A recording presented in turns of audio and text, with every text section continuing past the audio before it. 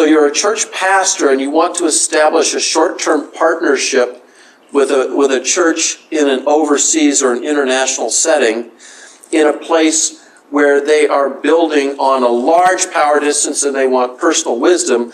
You, as an American church management leader, might want a policy put in place, a memorandum of understanding, a memorandum of agreement on what you do in various situations and how long the partnership's going to last and so on and so forth. For them, that turns it into something that no longer is respect given to the leadership.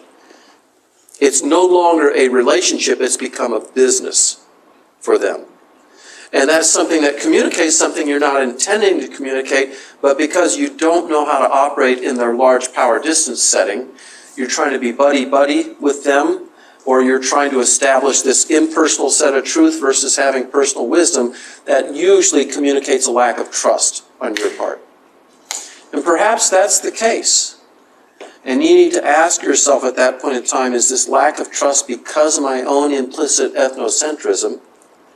Or are there genuine reasons that I feel we need to have a written policy in place? One of the largest challenges for mission agencies is that they have to account under U.S. law for the money that is spent.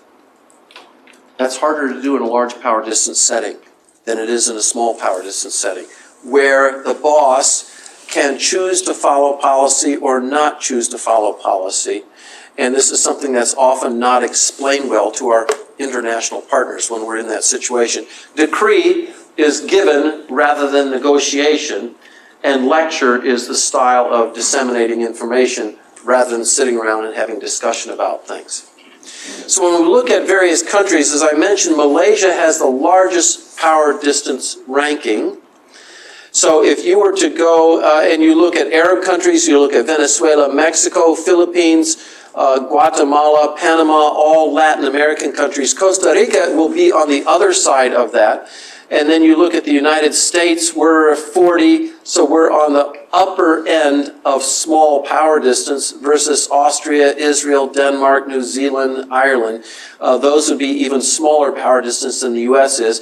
And this depends on what context you're talking about. You can ask yourself, these were measured in business settings. What's the church like? Now you have to be able to distinguish between a corporation and a voluntary organization. And church is a voluntary organization except for the staff on that church. Everyone else is there because they want to be. And how you handle power issues are very important in situations like that. There's, again, a Korean mission agency, the largest Korean sending mission agency. They have about 1,500 missionaries in about 110 countries, and yet for years they've struggled in the United States with being labeled as a cult. Now, why are they labeled as a cult? Because they operate on very strict Korean hierarchy. It's a larger power distance. You can see there on the scale, they're still on the small end, but they're larger than the United States, and they're, relatively speaking, they're very authoritarian as far as Americans are concerned. One of the interesting challenges for this group is they have attracted some Americans, but most of the Americans they have attracted are Americans who can act like Koreans. And so when I went to speak to them on issues related to contextualization in Korea, I observed that most of the Americans I saw were what I called social outliers. If I were to be more pejorative, I would say they were weird. They didn't fit. They were not normal.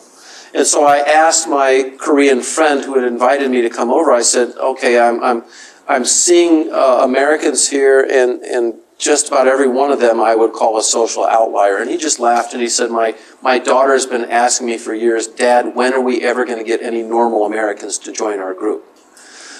And you can see what happened. The Koreans invited people on a regular basis. They're proselytizing, they're engaging on campuses, they're involved.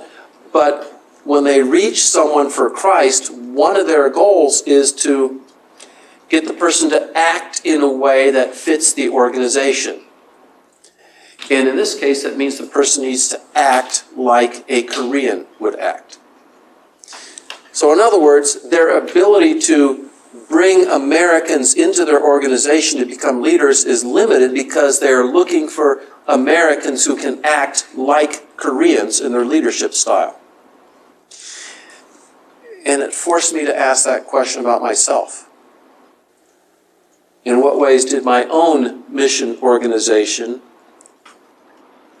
find leaders who could act like Americans, even though they were Kenyans, and those the people we put into positions of leadership? Just because I have a national leader doesn't mean I've really been nationalized yet. And when I look back on that, I can't answer one way or the other because it's been years since I've been in that setting. To what extent did we bring people into leadership because they could act enough like us to be seen as leaders, whatever their local culture thought of them? Whether the local culture thought of them as outliers or not. And you can see how social distance then plays a role in that. And it's a reality that we find. And one of the questions you need to ask yourself, especially in this, because I think we tend to frame this in terms of Scripture. Wayne Elmer's book, Cross-Cultural Servanthood, being a servant leader, a bond slave. We have lots of biblical vocabulary that we tag into, and we idealize certain roles of leadership, and it's one of the questions we have to ask: in what sense were all biblical leaders servants? It's interesting to ask that question about Paul at times. Because at times Paul was very direct and very authoritative. He was an apostle after all. Did he have one style of leadership that fit the mold of what we as Americans think is a servant leader or not? And I'll leave that up for you to consider and reflect on. So when I look at power, distance, and art, this one example, if you look in the upper right-hand corner, you see Jesus in the sunglasses chilling on the beach with the disciples. It's a painting from Indonesia. It's in contrast to the more traditional Korean painting just below it, where Jesus has got the halo effect taking place. In contrast to the upper left, the Cameroonian image of Jesus, where he's wearing the red color. Red is the color of royalty. In contrast to the Indian Jesus, where he's got a banner across who he is, indicating a sign of royalty as well too. So one of the frames of reference for us is even how people express their understanding of Jesus through their art can display issues of power, good or bad. And we have to understand how to get along in such situations like this. So we look at Scripture in Galatians 2:9. James, Cephas, or Peter and John, those esteemed as pillars, gave me and Barnabas the right hand of fellowship when they recognized the grace given to me. Verse 12, when Cephas came to Antioch, I opposed him to his face, because he stood condemned. When I saw they were not acting in line with the truth of the gospel, impersonal truth that Paul is operating from, I said to Cephas in front of them all, you are a Jew, yet you live like a Gentile and not like a Jew. How is it then that you force Gentiles to follow Jewish customs? Paul is being very direct here. Paul is framing it in terms of honor, the honor of the Jewish people. He's acting in a more individualistic fashion, and he seems to be low power distance because he's arguing against this on the basis of an impersonal truth. But did Paul always act these ways? One of the things I think you will find is that we're able to justify certain cultural positions based on Scripture, depending on which verses we choose. How often in North American culture have we heard the idea that truth will set you free? Completely decontexted. But just the idea that the truth will set you free. That's a low power distance type of ideal. It's an individualistic type of ideal. It's a direct type of ideal. All these things tie in together. And so my question that I like to ask is, what do Ethiopian Christians cite when they're thinking of a value? What verses are cited in the black community in the United States? That might be different verses than are cited in the white community. What verses might be cited in Burma as opposed to Thailand? And when people resonate with certain portions of the Scripture, I want to ask, in what sense is culture driving that resonance? in what sense is it simply that's the Spirit speaking to them. But I found the Spirit uses our sets of values to address us at times. And sometimes to challenge us and sometimes to affirm the values that we've taken on. So power humor. Humor is a cross-cultural issue. Humor is high context stuff. The more you have to add into it, we say if you have to explain a joke, it isn't funny. That tells you right away it's high context. So here from www.despair.com, it is one of my favorite sites, which does tell you something about me and where I tend to come from. Power corrupts, absolute power corrupts absolutely, but it rocks absolutely too.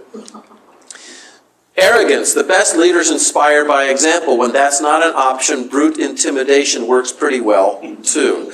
And again, you can see this as being humorous, so it tells you what the American ideals are, that this is the wrong style of leadership. Intimidation, no one can make you feel inferior without your consent, but you'd be a fool to withhold that from your superiors. You need to demonstrate that you are willing to. In Africa, one of the proverbs is when you meet a giant, you say, I am a dwarf. That doesn't sound very American, doesn't it? It's a reminder you know the position you play in the role that you have. Sacrifice, all we ask here is that you give us your heart. And of course, that's a Mayan temple where it's a physical, literal heart that people will be getting. If you want more on these, go and see the disconfirmation video that you can get on the site, and the art of demotivation, and I'll show that later in the class. And those of you who are viewing this by video will be able to find access to that as well.